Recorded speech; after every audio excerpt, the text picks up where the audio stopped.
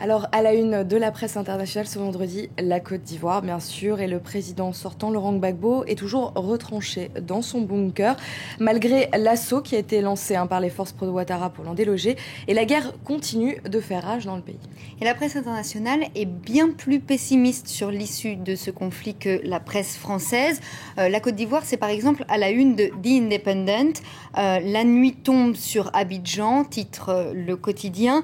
The Independent qui dresse un portrait de la situation très sombre, presque aussi sombre que cette photo.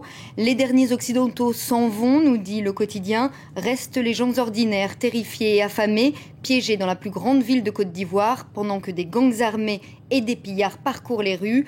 Les Nations Unies sont certes intervenues, mais un combat final sanglant semble inévitable. Alors, la confusion règne sur le terrain. The Independent nous dit on ne sait pas vraiment qui des forces pro-Gbagbo ou des forces pro-Ouattara ont l'avantage.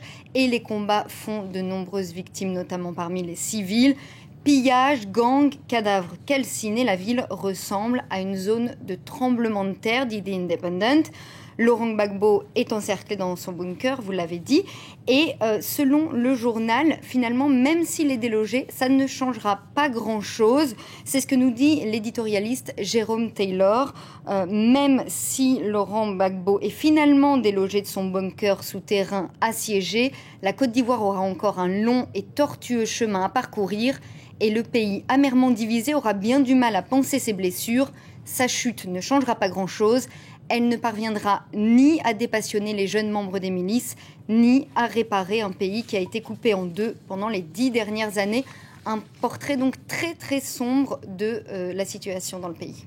Et dans ce conflit, la France joue un rôle central. La force licorne est entrée en jeu, mais selon certains journaux, elle a trop de scrupules à intervenir et ne prend que des actions de demi-mesure. Oui, c'est en tout cas ce que nous dit un journal burkinabé, l'Observateur Palga. Alors dans cet article intitulé « Les faux scrupules de la licorne », le journaliste encourage la licorne à intervenir plus brutalement, plus massivement. Plus ses armes, ses forces. Exactement. Selon lui, en fait, la France aurait des scrupules dus à l'héritage colonial. Et on sait que les critiques ont été nombreuses. Il ne fallait pas que la France agisse comme une puissance coloniale et la force licorne comme une armée d'occupation. Mais le journal burkinabé nous dit tout l'inverse. C'est le pays tout entier qui est paralysé. Combien de temps encore devra durer cette situation qui exaspère et clochardise les Abidjanais ? Tout simplement, on l'ignore. Et pourtant, la force licorne, c'est un secret de Polichinelle et celle qui aura été d'un apport providentiel dans la bataille d'Abidjan. Alors Jean-Claude Congo, l'auteur de cet article, propose que la force licorne aille chercher Laurent Gbagbo, Manu Militari.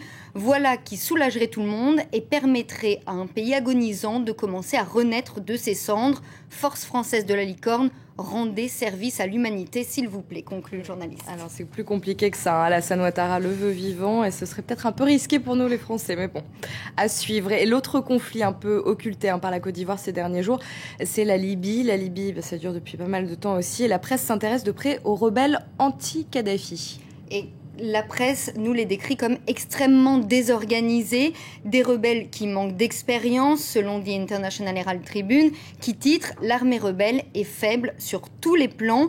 L'article insiste d'ailleurs sur le fait que ce n'est pas une armée, ce sont des civils qui ont pris les armes et qui se sont rebellés, contrairement à d'autres pays comme en Côte d'Ivoire, où finalement c'était des rebelles qui, depuis plusieurs années, étaient entraînés et organisés. Voilà. Donc The International Herald Tribune qui cite par exemple le témoignage d'un jeune combattant qui dit se battre depuis 37 jours et n'avoir jamais reçu une seule consigne. Le Brésil, secoué par une fusillade meurtrière, on en a parlé aussi dans nos journaux. Un homme a ouvert le feu jeudi dans une école primaire de Rio de Janeiro, tuant 12 personnes et en blessant 18. C'est à la une de la presse internationale et brésilienne, bien sûr. Et alors, par exemple, The Guardian en fait sa une histoire tragique. Il est entré dans une classe en disant qu'il allait faire un discours. Il a finalement tué 12 personnes. C'est le pire massacre perpétré dans une école, nous dit le quotidien britannique. Et la presse brésilienne, évidemment, revient sur cette tragédie, comme le quotidien O Dia.